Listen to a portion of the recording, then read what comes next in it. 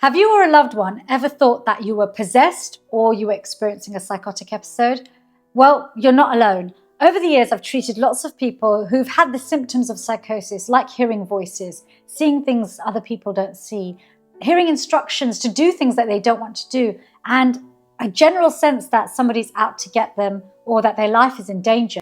These are really challenging and distressing symptoms and experiences, and often difficult to talk about and difficult to understand.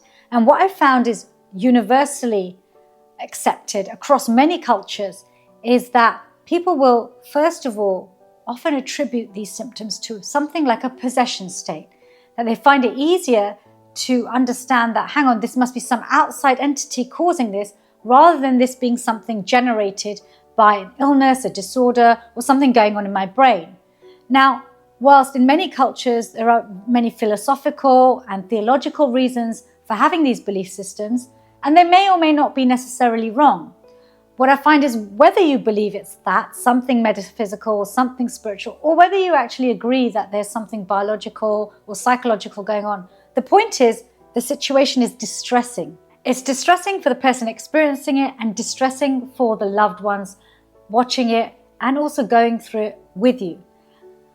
The other challenging aspect is that whilst it may be thought that these are possession states, in some cultures the way possession states are dealt with is quite safe, quite appropriate, very holistic, very supportive. But some systems of dealing with possession states are actually quite toxic, harmful and violent, and can make those symptoms worse because a person starts to experience heightened senses of paranoia, heightened hallucinations, increasing distress, poor sleep, because they're distressed just as much by their symptoms as they are by the techniques being employed to manage those symptoms.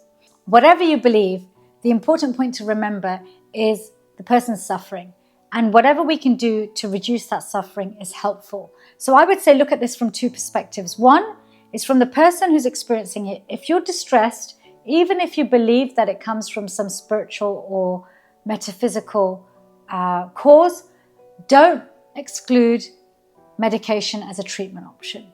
Because one thing medication can help you with is deal with the stress of what you're experiencing. It can also make you psychologically and biologically more robust in the sense that your experiences will be less overwhelming for you and you may be able to make space between you and your experiences. And the other side also is, especially for clinicians, please hear from your patients and their families in terms of what might be helpful to them from a cultural perspective and their understanding. This can really improve the therapeutic alliance, because whatever we believe the causes of our emotional distress are, whatever we believe is the cause of unusual psychological experiences, the point is that we want to create a situation where people can have a much higher quality of life and they're not overwhelmed and distressed by their life experiences. If you found this helpful, please remember to like, subscribe, and share.